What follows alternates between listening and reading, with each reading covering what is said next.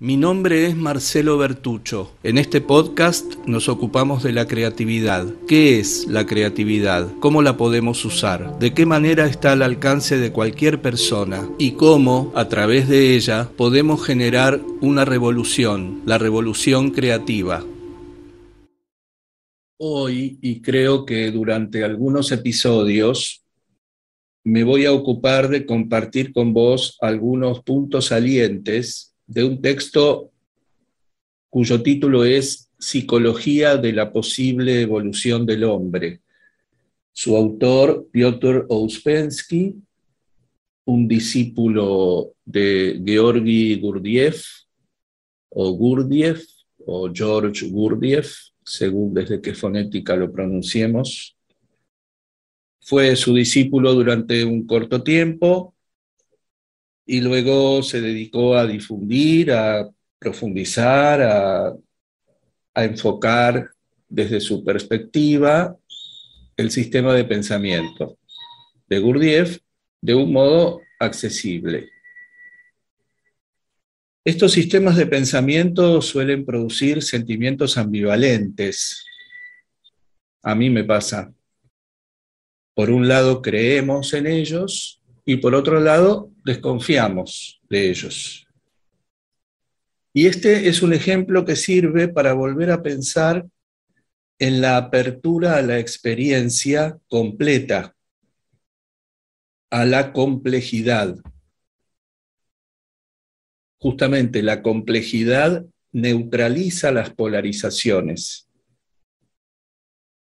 que son percepciones incompletas. Cuando nosotros abrimos la experiencia, la percepción de la experiencia a la totalidad, a todo lo que hay, nos distanciamos automáticamente de la polarización, de la segmentación, el sesgo, el fragmento, la distorsión, que es la polarización. No es necesario, es más, es irrelevante y todavía más puede ser muy nocivo para nosotros y para los demás afiliarse a ese sistema de pensamiento en base a aquello que nos produce confianza y negar o distorsionar la, digamos, desconfianza. Como decido que creo en este pensamiento, entonces todo aquello que me produce desconfianza, que no me resulta afín, que me hace ruido, lo niego, lo distorsiono, lo proyecto, lo desplazo, pero no existe dentro de mi creencia, de mi noción de la cosa.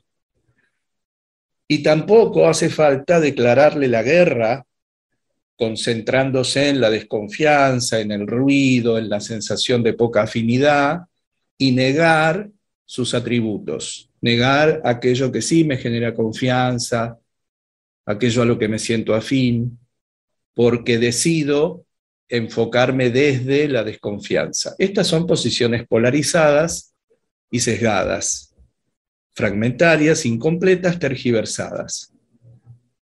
La realidad completa es que creemos en unas cosas y no creemos en otras. Cuando decimos que no creemos, estamos diciendo sintéticamente, de un modo al uso, que no sentimos afinidad con eso, que no lo comprendemos en todo el sentido de la palabra. Comprender es poder hacer propio ese conocimiento que integramos, con el que nos topamos. Es aquello que podemos reproducir con las propias palabras, aquello que podemos decir desde nuestra perspectiva, no lo que repetimos de memoria, no lo que entendemos y reproducimos sin comprometernos con eso. En este sentido, digo comprender. O sucumbimos, hechizadas, frente a eso que nos cautiva y negamos su sombra, en glosario junguiano, a la que ya nos referimos un par de veces y seguramente nos volveremos a referir, o rechazamos enfurecidos, porque nos enfocamos solamente en aquello que nos hace ruido. Nos conviene tener en cuenta que además de una visión distorsionada, de una percepción distorsionada de la realidad, esta polarización nos identifica ineludiblemente con la cosa, nos ata a la cosa. Nos convertimos en la fascinación por el pensamiento, en este caso, por este sistema de pensamiento, o somos el rechazo por este pensamiento, el rechazo de este pensamiento. En esta visita que vamos a hacer, que ya estamos haciendo a este libro, vamos a detenernos en algún momento próximamente en la cuestión de la identificación, que estoy mencionando superficialmente ahora. Esa imposibilidad de comprensión de cierta parte del sistema de pensamiento que se presenta frente a nosotros puede ser el efecto de que realmente eso en lo que no creemos sea un disparate, efectivamente. Puede ser que la cosa, en este caso un sistema de pensamiento, contenga incoherencias, elementos que se me salen de un sistema de sentido, afirmaciones falsas, distorsiones, especulaciones, etc. Y sea esto lo que genera un genuino rechazo de mi parte. Pero también puede ser que sea yo quien no se encuentre en disposición de entablar vínculo con eso por un estado de ánimo o por una cuestión de salud o por un desfasaje entre eso y mi propio proceso de aprendizaje o mi propio proceso de desarrollo personal. Lisa y llanamente puede ser que no esté todavía preparado para comprenderlo. Y esa también es una experiencia completa, así como está. Eso es todo lo que pasa. En general, tendemos a inventar certezas cuando no las tenemos. Y de eso se ocupa Gurdjieff. Ya lo vamos a ver hoy mismo, dentro de un ratito. Como necesitamos trascender esa dualidad, como no podemos soportar quedarnos ahí en presencia de la realidad completa con toda su complejidad, preferimos como grupo, como civilización, como cultura, inventar una certeza. Y no percibimos demasiado la diferencia entre la percepción real y la certeza inventada. Nos creemos que esa certeza inventada es verdadera. Confundimos la realidad con la imaginación. Ahora sí, este sistema de pensamiento que genera Georgi Gurdjieff me parece muy pertinente para seguir pensando y llevando a la acción la creatividad en todos los ámbitos de nuestra vida. En mi canal de YouTube este libro está grabado, Psicología de la posible evolución del hombre, de Piotr Ouspensky. Y también está grabado Encuentros con hombres notables, de Gurdjieff, un texto autobiográfico de Gurdjieff. También te recomiendo la lectura de otros textos de Gurdjieff, como Relatos de Belcebú a su nieto, La vida es real solo cuando yo soy, una serie de conversaciones, perspectivas desde el mundo real, y también de Ouspensky, de su discípulo, dos libros fundamentales, además de este, Fragmentos de una enseñanza desconocida y El cuarto camino, que junto con este libro se ocupan de comunicar de modo accesible, como te mencionaba antes, el mundo Gurdjieff, el universo Gurdjieff, en el cual, si querés empezar a entrar, esta es una oportunidad.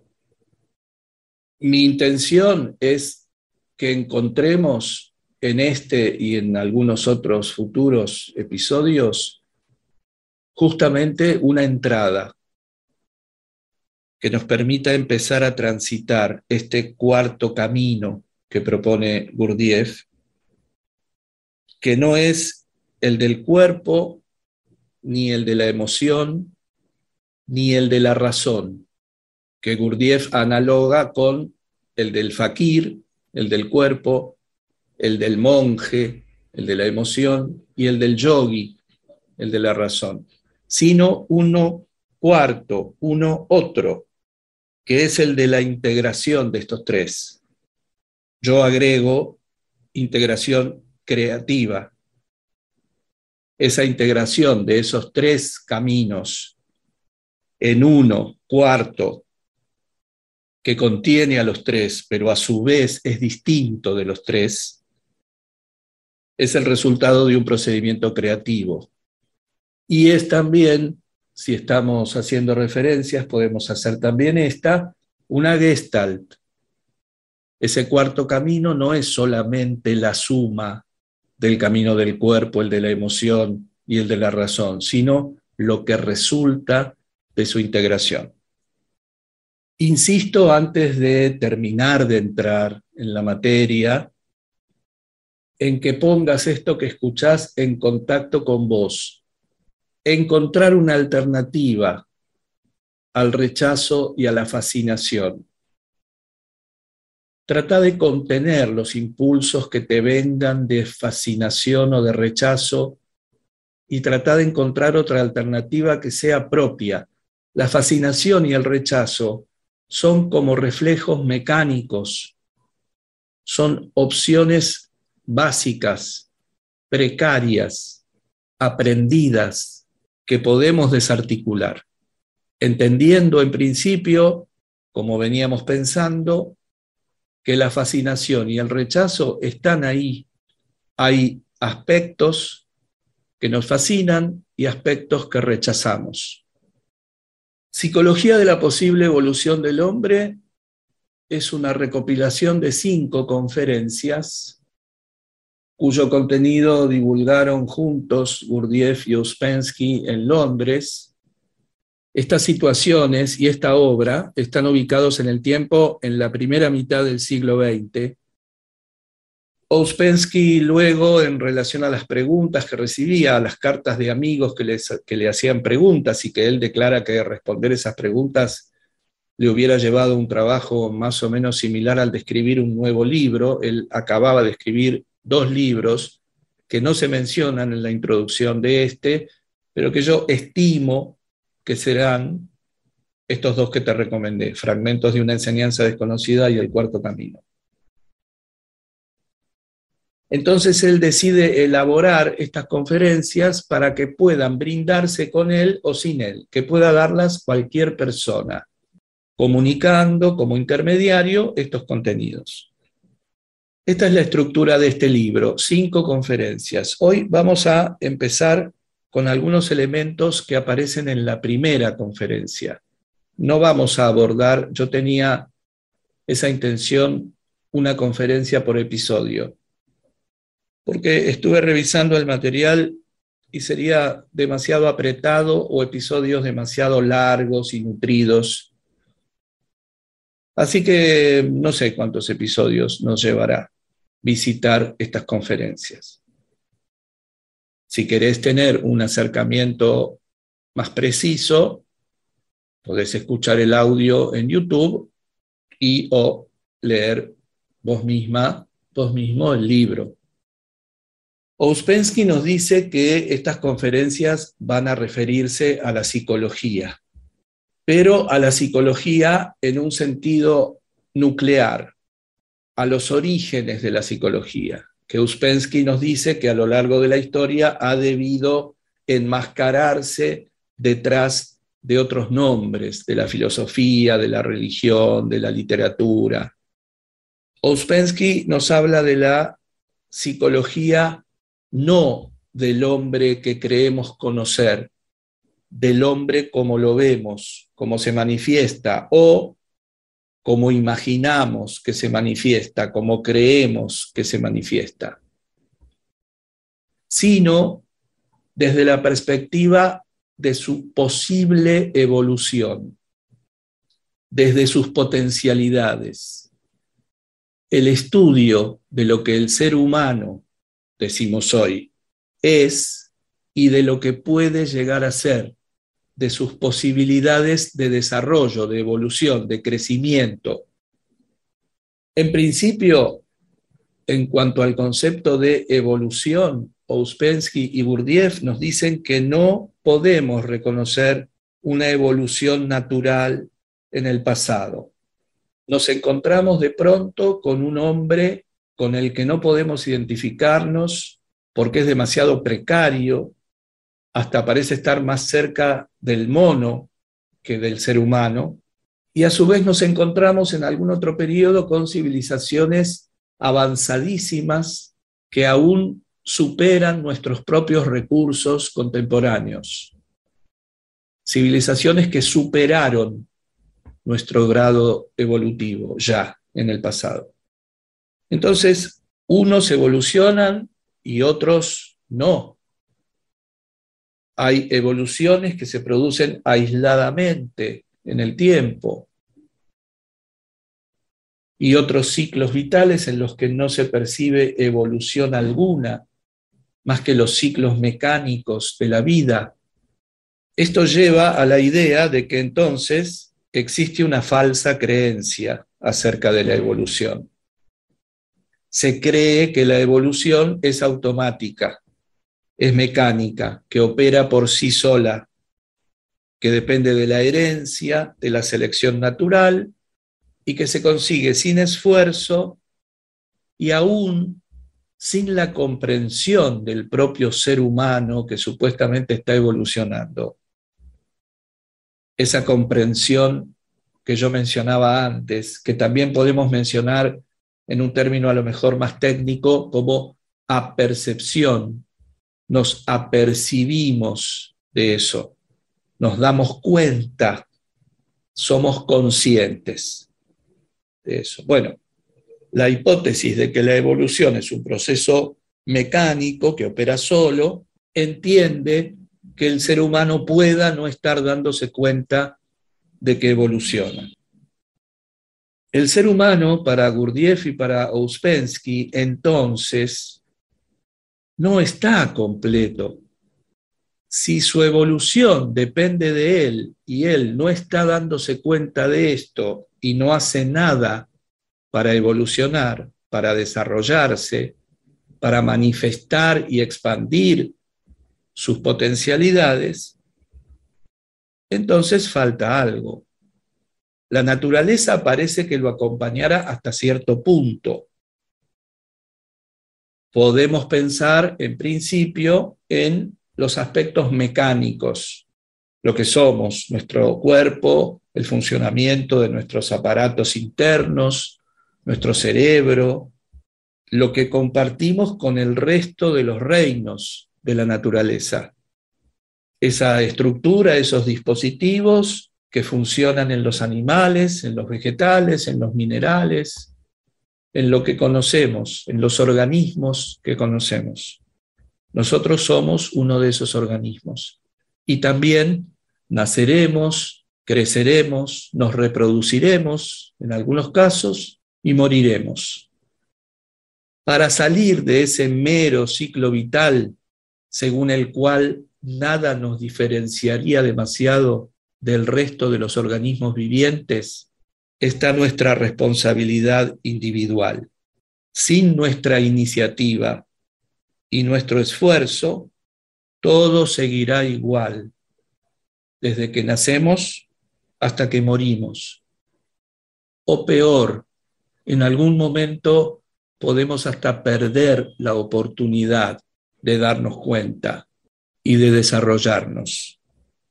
Rogers se refiere a algo de esto cuando habla de la tendencia actualizante, un potencial que reconoce, experimenta y confirma en nosotros, en todos los organismos vivos, que tienden al desarrollo, que tienden al contacto con la luz, con lo creativo, con la multiplicación, con la vida.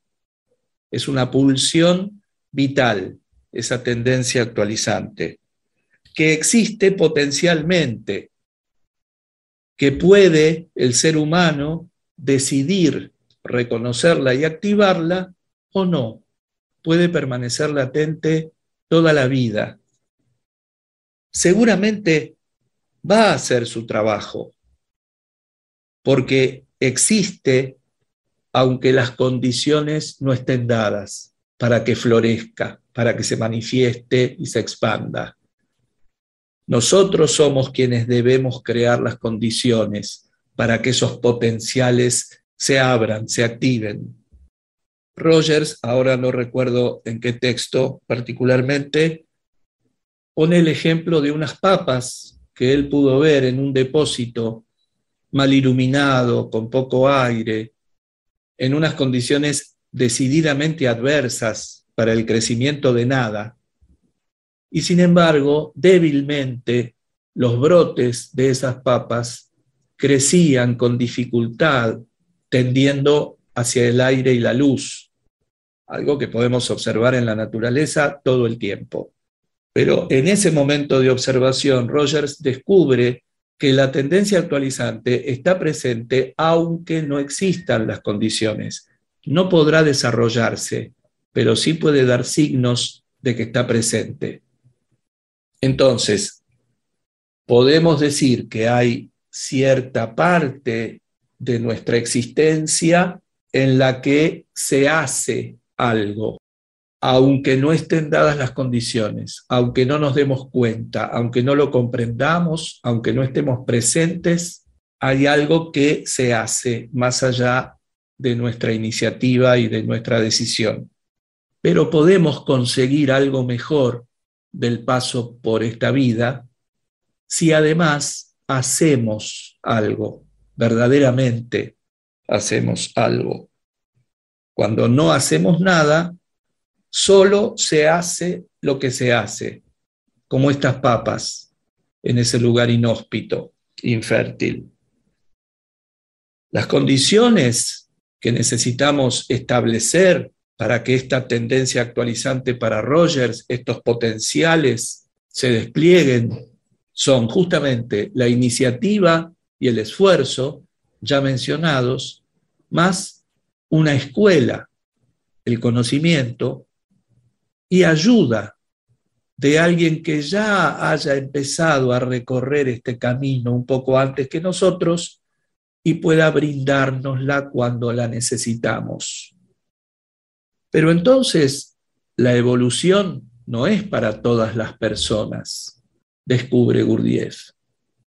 Me acuerdo que cuando un profesor de filosofía al que aprecié muchísimo y que me hizo descubrir a Gurdjieff, por lo menos el conocimiento sistemático, no el conocimiento de lejos, por alguna cita, sino el estudio del pensamiento de Gurdjieff, en clase dijo: esto no es para todos, esto no está disponible para todo el mundo. Una especie de frío se produjo en el aula y yo también me sentí comprometido con algo de eso. Y la respuesta de mi profesor, así como la de Ouspensky y también la de Gurdjieff, es: no es para todo el mundo porque no todo el mundo quiere hacerlo. Y una condición fundamental, antes que las 4 que mencioné, es que el ser humano tenga ganas, quiera trabajar para su evolución y no se conforme con solo un ciclo vital para su vida. El gravísimo problema que existe según este sistema, es que el ser humano no se da cuenta de que tiene que hacer algo para evolucionar porque está convencido de que está evolucionando. El ser humano cree saber lo que no sabe, habla de lo que no sabe como si supiera y cree tener lo que no tiene. A lo largo de este tiempo en que estudiemos, que visitemos este texto, este pensamiento, vamos a ir disolviendo todos los nudos que se empiecen a presentar hoy. Calma. Si el ser humano cree saber lo que no sabe y cree tener lo que no tiene, debe ser que no se conoce a sí mismo, porque no sabe lo que sabe ni lo que tiene. No puede determinar lo que le falta, lo que tiene que aprender. No se da cuenta de que es una máquina que obedece a influencias e impresiones del exterior, externas a él. Un autómata, una marioneta, a expensas de impactos, propulsiones que vienen desde fuera de sí. Cree que toma decisiones cuando en realidad obedece a un mecanismo que está por sobre su voluntad y su iniciativa y su decisión. Este es el primer falso poder que podemos mencionar que impide la fluida evolución del ser humano. Un ejemplo muy cercano, la fascinación y el rechazo son un mecanismo. O nos fascinamos o rechazamos. Y a veces hasta nos puede pasar, te habrá pasado, te pasará, que pasamos de la fascinación al rechazo o del rechazo a la fascinación sin saber bien qué pasó, qué detonó ese salto. Porque además los extremos se tocan. ¿Te acordás de la filosofía hermética? Fascinarse y rechazar, rechazar y fascinarse están uno al lado del otro, uno a la vuelta del otro. Se pasa muy rápido de uno al otro. Justamente en la trascendencia de ese dilema dual, de esa ambivalencia, está nuestro propio trabajo con nosotros mismos, con nosotras mismas. Si el ser humano se diera cuenta, cuando el ser humano se da cuenta de que es una máquina, cuando digo se da cuenta, digo es consciente, se apercibe, comprende que es una máquina, y si no lo comprende y no se apercibe y no se da cuenta y no es consciente, trata de ver cómo es eso que está diciendo a través de esos dos, de que somos máquinas, se interesa, trata de ver de qué se trata esto, puede empezar el proceso de dejar de serlo, justamente de dejar de ser objeto de voluntades ajenas que tienen que ver con esa máquina. También podemos vincularlo, para quienes conocen un poco más a Rogers, con lo que la tercera fuerza de la psicología en varias de sus disciplinas menciona como el locus de valoración. ¿Dónde está la referencia con la que yo valoro mis actos, mis sentimientos, mis pensamientos? ¿En mí o afuera? ¿En mí o en la máquina? Lo que está bien o mal para mí es lo que para la máquina está bien o mal, lo que para los estímulos externos, los impactos, las impresiones, las influencias externas deciden, determinan, o lo que determino yo, que está bien o mal para mí y para los demás en mi concepción del mundo. ¿Voy a seguir siendo un objeto del marketing, por ejemplo?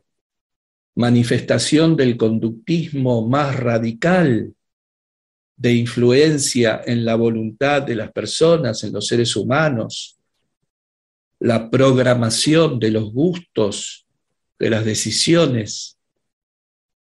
Entonces, para empezar este proceso de evolución, tenemos que empezar necesariamente el proceso de adueñarnos de nosotras, no dejarnos arrastrar por voluntades ajenas, ni por los hábitos mecánicos implantados por la educación o adquiridos por imitación. Todo lo aprendemos. Aprendemos a formar parte de la máquina, aprendemos dispositivos de pensamiento, sistemas de creencias, y también imitamos para no sentirnos solos. No vamos a ver cómo son las cosas para nosotros, no vamos a hacer la comprobación de cómo se dice esto o qué se piensa de aquello, sino que vemos más o menos con qué nos fascinamos o qué rechazamos, y así vamos organizando nuestro propio sistema de pensamiento con fragmentos de pensamientos ajenos y de impresiones del exterior a nosotros. Más allá de las decisiones que tomemos, yo estoy seguro de que vale la pena, para mejorarse uno y mejorar el mundo, preguntarse siempre cuál es la percepción y más la apercepción de uno, de todo lo que hay y de todo lo que pasa. De otro modo no podremos ser creativos y por lo tanto tampoco iniciaremos un proceso de cambio. Siguiendo la línea de Uspensky-Gurdjieff, no podremos iniciar nuestro ciclo evolutivo, nuestro desarrollo, el trabajo que vamos a hacer para abandonar este mundo de una manera más rica, más compleja, más sabia que como nos lo encontramos. Para marcar la diferencia, para honrar nuestros recursos humanos, entre los que se cuenta el primordial. Somos las únicas criaturas conocidas, por lo menos, en la naturaleza de este planeta, que podemos tener conciencia de nosotros mismos, que podemos observarnos, que podemos objetivarnos, salirnos de nosotras para vernos, para estudiarnos, pero eso no se hace solo.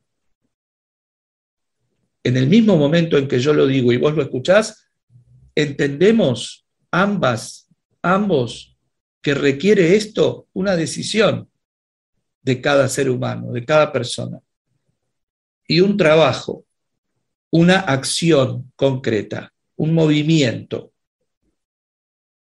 Y fíjate que desde distintas perspectivas estamos estudiando todo el tiempo una premisa nuclear, que es aceptación de todo lo que pasa y vinculación de mí, no automática, de mí con eso, en la que yo me comprometo, en la que yo me pongo en acción. No dejo que la vida lo haga por mí, porque no lo hace. Vamos a continuar en la próxima entrega con esto para no abrumarnos con ideas que, como el mismo Ouspensky menciona en la introducción del libro, pueden resultar a algunos oídos demasiado novedosas. Y a veces, frente a lo demasiado novedoso, también nuestra máquina reacciona con mecanismos de defensa. Pueden aparecer los argumentos del prejuicio, de lo esotérico, de la especulación, de la magia negra, de la autoayuda. Así que vamos a ir despacio, para que puedas también ir procesando todas estas resistencias que te puedan ir apareciendo. Yo, por supuesto, te recomiendo que no abandones. Total, no te hace nada enterarte. Te doy una sugerencia hasta la próxima vez que nos volvamos a encontrar para entrenar. Pregúntate todo lo que afirmás.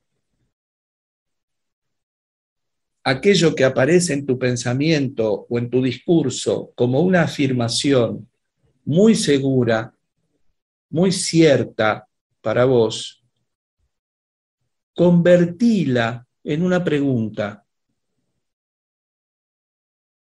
Y sobre todo, date respuestas, todas las que puedas, incluso respuestas nuevas, respuestas no repetidas, respuestas extravagantes.